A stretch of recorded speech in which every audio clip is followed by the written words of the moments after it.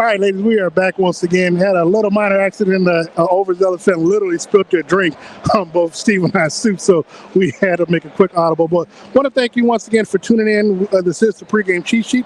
Darren Smith along with Steve Walsh. We're live inside of SoFi Stadium, where the Kansas City Chiefs will be taking on the Los Angeles Chargers in just a little bit over 30 minutes. Steve, your initial thoughts on today's matchup featuring both teams? And I'm excited, though, about today's game. And here's why I say that. People are like, oh, well, it's just another Chiefs game. No, it's not just another Chiefs game. It's an opportunity for the quarterback of this Kansas City Chiefs team, who said that this offense hasn't been playing well, said he hasn't been playing well himself. Also, Travis Kelce. It's a get-right type of game where you're able to come out here and fix some things that you've been working on. Now, I don't want fans to also think that I'm saying, oh, the Chargers are just this pushover team. No, because this is a very important game, and I know we'll get to that a whole lot later, but I just think this is one of those get-right games. In today's matchup, what you're going to see or who you're not going to see, I believe it was Darren James, the safety. He was suspended for this week's game. You're also not going to see Joey Bosa, who was out. Still think it's a game-time decision that relates to Jonathan Alt or John Alt. We'll find out probably by the time we get off the air here. But Justin Herbert is going to go. Are you kind of surprised because he's been suffering from a high ankle sprain? He left last week's game against the Pittsburgh Steelers with an injury, but they're going to start him in today's game. This is a money game for Justin Herbert. This is where he goes and tries to make some money for himself, right? Because if he comes in and beats the Kansas City Chiefs at home, Patrick Mahomes at home in his home stadium, I feel like he will have that to lay his hat on. Now, don't get me wrong. We talk about it every week, how teams playing the Kansas City Chiefs, this is the opposing team's Super Bowl. Yeah. Right? So this is a game where he's like, man, no matter what, I could be, deathly ill, right? And I'd still want to play this game. Looking at today's matchup, one of the things that I know Chiefs fans are most excited about, Steve, is the return after a 6-year absence, and we don't have to get into why. Are they happy about that? I want to ask you, because I know personally I'm happy because he left on some terms that a lot of people don't condone, right? And sometimes people try to hold that over a player's head. Well, here's the thing: he had been. We're talking about running back Kareem Hunt, who's making his return today for the Kansas City Chiefs. He was given a second chance by the Cleveland Browns and played for them over the last 5 years. So, and stay out of trouble while he was up there. And look, everybody's deserving of a second chance. They've given the opportunity. I'm pretty sure he apologized to Clark Hunt. I'm pretty sure he apologized to his teammates. Andy Reid had already told us this week that he and Patrick had seen Kareem Hunt at Patrick's wedding in Hawaii. So now is this a forgive but don't forget type of situation with Kareem Hunt? No. I would say this. I would say Kareem already wants to make things right because one, he wants a Super Bowl. He wants a Super Bowl ring, and the only way to do so is by playing well. Now, there were reporters who talked about Kareem Hunt being on 3 wheels or whatever. I think he's out to prove today because he's going to get his opportunities in today's game where Andy Reid is going to give him the ball. And, I think he's still going to show that, he's still got a little bit left. And look, even though he's been away from Kansas City for 5 years, he didn't have the 5-year wear and tear of a starting running back on his body. So 29 years old, again, he came in with Patrick Mahomes. And so, again, I mean, for him, he wants to prove that he's still somewhat the same running back that the Chiefs drafted back in 2017. I agree. Now, I think he's on that prove-it type deal. And that's where Brett Veach, I think, they make their money on, right? You get a lot of these guys who are on these prove-it deals. I mean, you think about Hollywood Brown. You think about just a few other guys who they get and bring in here on a 1-year contract to prove it. Prove that you can go out there and do for us as you would want some other teams to see and put good film on tape. Well, one of the things that we want to talk about today is that we're looking forward to is to see there's a particular player that's been talked about all week on the national broadcast for the Kansas City Chiefs. It actually wasn't Patrick Mahomes. It was Travis Kelce. He has been known to have some great games. Look, there were a couple of Sunday night matchups where Travis Kelce, especially in overtime, would catch the winning touchdown into the end zone and help the Chiefs get the victory. And look, he's had games where he's had multiple touchdowns. Is this the game, Steve, that Patrick Mahomes, Travis Kelce, that connection reappears. If I could pull out my magical ball, a globe, and you shake it up and you see what it says, yes, the answer would be yes. The magical 8-ball. If you could do that for our parlay slips, we'd be my answer would be yes, right? And the reason why I say that is because there's no Darren James. Darren James has been that nemesis, so to speak, for Travis Kelce, and plays it very well. But I think that come hell or high water, Patrick Mahomes is going to force the ball to Travis Kelce, no matter what, and because they hear it. Travis Kelce hears he's washed. Oh, well, Gronk did this in this amount of time. Travis is, over 30 years old. This, that, and the other. Well, I feel like he wants to come out here just as much as Patrick does and show why he's still that dude. It's interesting. I actually had some media members ask me in the press box when we came down here. They asked me a couple questions. One, hey, what's up with Travis Kelce? Is he washed? I'm like, literally, if I'm opposing defense, what they should be doing, which is what they've done, is you want to double, triple team Kelce, take him out, and force Patrick to force those other receivers that, most of them are new, or had not proved, from last year that they can catch the ball. So if I'm an opposing team defender, I'm not going to let Travis Kelce beat me. If Rashee Rice gets 12 catches, 100 some odd yards, and they beat you, I can live with that. Right. But I'm not going to let Kelce beat me. And with the absence of Pacheco, again, you had the unknown factor of Carson Steele and Samaje Perine. So if I'm a defender, I'm making all these other players beat me versus Travis Kelce. So I had to assure myself, Kelce is fine. He's fine. He's in shape. He is fine. Right. But but the defensive coordinators are just doing their job and taking him out the game and forcing Patrick to utilize everybody else when it comes to trying to beat their defense. And Patrick was asked this question early on this past week about Travis Kelce, and if this were a 25-year-old Travis Kelce, would it be a different? Would his emotion be a lot different because he's not getting the ball right now? Well, it probably would, because it's a different mindset. And hold on, his answer was no. Travis has been the same way. He's always been a team guy. But I think in our reality, look, Travis has been paid a few times, right? He's won multiple rings, and that helps. And that helps. So and I tell people all the time, it's like, look. You come into any professional sport, you want to do three things. You want to stay healthy, be able to provide for your family, and win a championship. He's done all of that. Yeah. So now it's kind of, he's on not borrowed time, but he knows his days in the league are fewer than in front of him than they are behind him. But here's the thing, even talking to Travis, his mind's not even on it. His mind is on legacy, and the only way you build on your legacy is to continue winning again. Yep. They're 3-0. Granted, each game has literally gone down to the wire, which, but again, the Chiefs are successful because they've been in this situation over and over and over again, and they're able, so they know how to play through it. Other teams have not. So that being the case, I do expect the Travis Kelce that we all know and love. I expect him to reemerge in today's game. And people don't. Travis has normally been that red zone guy. He gets a lot of targets, like Tony Gonzalez used to. Yeah. The ball was going to Tony Gonzalez no matter what. But this team has had a lot of issues in the red zone. It ain't just been Travis. It's been the red zone for the first 3 weeks of the season. Yeah. So Travis is not getting these targets. Of course, he's gotten a lot of longer targets, but that's been Rashee Rice here recently. Okay, so when you mention that, what does that stem from? Why are they having red zone issues?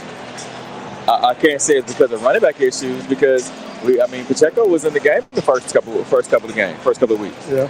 Last week was the first week he wasn't there. So I really, but it hasn't just been this year though. It's been built up to this. Look, it's funny. It's not to say that they struggle offensively when they're averaging about 25 points a game. That's the but not even offensively. It's just red zone. Yeah. Well. And because remember you talked about it, it's like Andy Reid just needs to line up and just go instead of doing all these. That was 2-3 years ago we talked about that. Yeah. So for them to still have this issue, I don't quite know. It's like, all right, you just line up your fullback and your running back and go. Here's the thing, and again, especially with the offensive line you have, I'm not known for giving grace, especially when it comes to the Chiefs and their offense, because I expect a lot more. Okay. But as it relates to last week, again, you had a rookie fullback starting at running back in place of no. But what I'm saying is that for what he was asked to do, he played extremely well. I think he had like 72 yards rushing on 17 carries or something like that. And P-Ron, now, you may have expected more because he's a veteran, but I think you also got caught in a situation where Kareem Hunt just wasn't game shape ready. I don't think you have that now with him back because I still believe he has some explosiveness left in him, but also you can line up without. I mean, he didn't have to line up just at running back. He can line up on the outside, and so he brings a different type of weapon than both Carson Steele and P-Ryan. And then also, I mean, look, man, he's got a lot to prove, but they're going to give him the opportunities. But again, I don't want to focus just on the running game because again, it's all the players involved, but Matt Nagy also has to scheme them up better. Along with they have to scheme them up better when it gets to the rest because they can get big plays in between the 20s, as you mentioned. It's just when they get down there. Now, not this week, but we do know the return of Jody Fortson.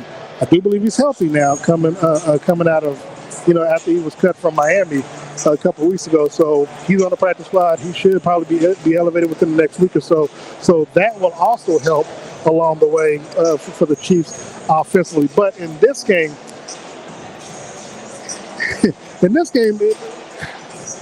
I'm gonna be honest. For them to be 10.5-point favorites, granted Vegas knows something, but also you get to the point where the amount of players that are out that are injured for the Chargers, the Chiefs have to be able to take advantage of it. Now again, will that mean we'll see more Travis Kelce get opportunities? Will we see more of Xavier Worthy? Because Xavier Worthy has been really quiet since his 2 touchdown game in the season opener. So I mean, he's someone that you kind of expect to see, to see a little bit more out of today as well. But it's been more Rashee Rice though.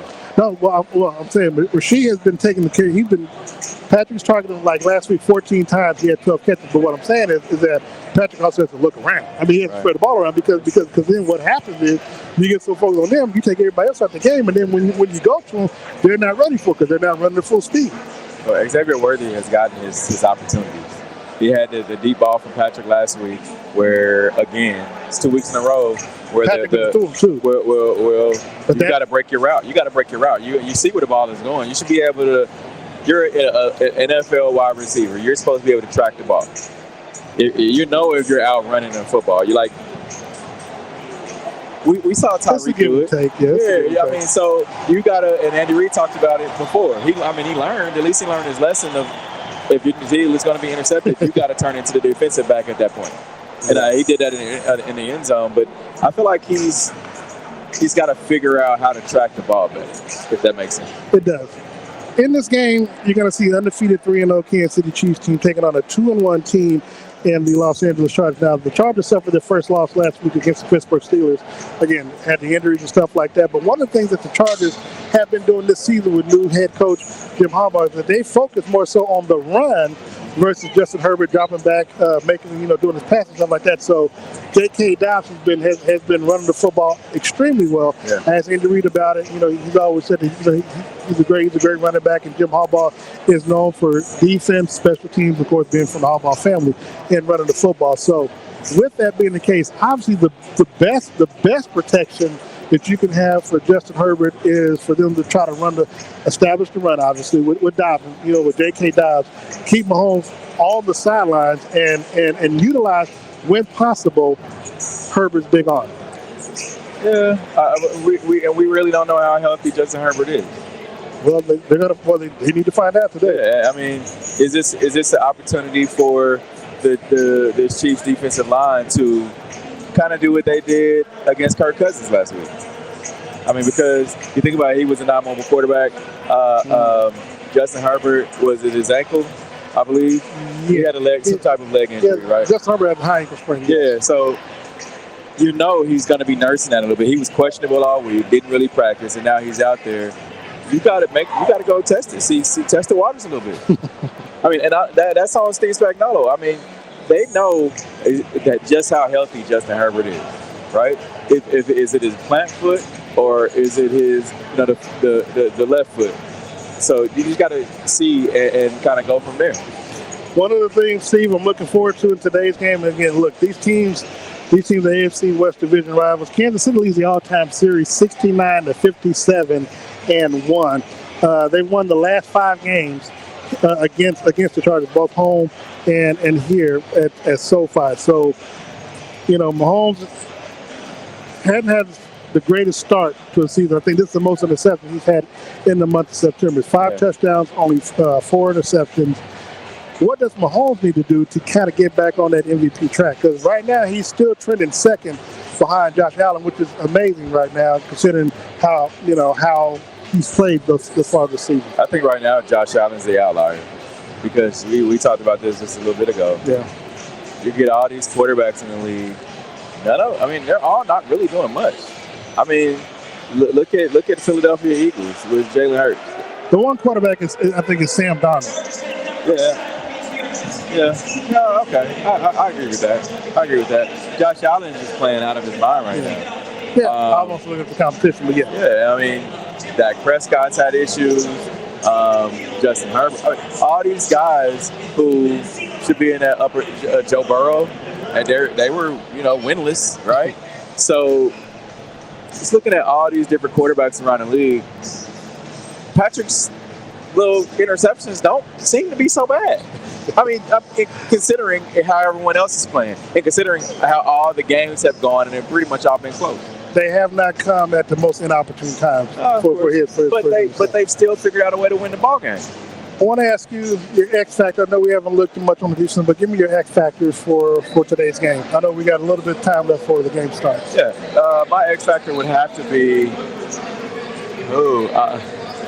I know this is the easy cop out, but it'd have to be Travis Kelce, man, because right now this offense is going to have to go through you, which it's already done these past few years. And I know Chiefs fans and just football fans in general are like, oh, well, the ball's not going to Travis Kelce. What's going on? This is going to be the end of the world, right? I think you need to shut all those naysayers up and tell them like the reason why you're still Travis Kelce, to be honest. And then, I mean, what else is going to be left to be said? On the defensive side of football for you, Chris Jones.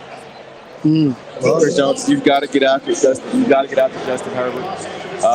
You got to test that ankle. Yeah, you got to get after Justin Herbert. You're the leader of the defense. You got to figure it out. All right, I'm interested to see who you got for your X factors because on which side of football you want to start with? You know what? Offensively, I'm gonna give you Kelce. I'm gonna be honest. I'm gonna say the other wide receivers because again, they're depleted on defense, man. I mean, again, no Joey Bosa to really. Now you still got to worry about Khalil Mack. So I'm not gonna take nothing away from him. So that's gonna be more so on the tackles, but on the outside, I mean, this is a chance, especially with no Darren James that who got suspended for target and stuff like that. So you don't really have the player that can kind of like put you out the ball game. So for me, Juju Smith-Schuster got his first touchdown reception return to the Chiefs last week. Again, to me, I think this is a chance for other receivers, not named Rashee Rice or Travis Kelce, that can put kind of put their stamp. Because look, seriously, what you need to have happen is you've got to have other players besides Rashee Rice step up and contribute to where you keep the defense honest, because otherwise, you're going to be limited to just Rashee Rice and Travis Kelce in the defense, because Belichick has shown it, where you can take those 2 players, well, they didn't do it last week, but you can take those 2 players out the game and force everybody else to catch passes that just don't normally do it. Right. And can I have a 1A, 1B for X Factor for myself? Sure. I'd like to, because you brought up something that we didn't really talk about, was the running game, and teams making the Chiefs beat them by running the ball. Mm-hmm. And Patrick has talked about that. These defenders sitting back and just, all right, you guys are going to have to go beat us. So I think that would be my 1B. 1A would be Travis Kelce. My 1B would be getting that running game going. You're trying to take out the offense, huh?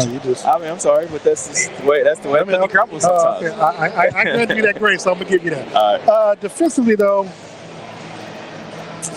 Man, I do want to kind of second the Chris Jones, but also really not just Chris Jones, really the full arsenal of that defensive line. FAU Felix had his first sack last week. Obviously, George Karlaftis has been known, to do well as well. So I think, look, again, I'm someone who wants you to test that ankle of Joe Burrow. Justin Herbert. And so if you can do that, force him out of the pocket.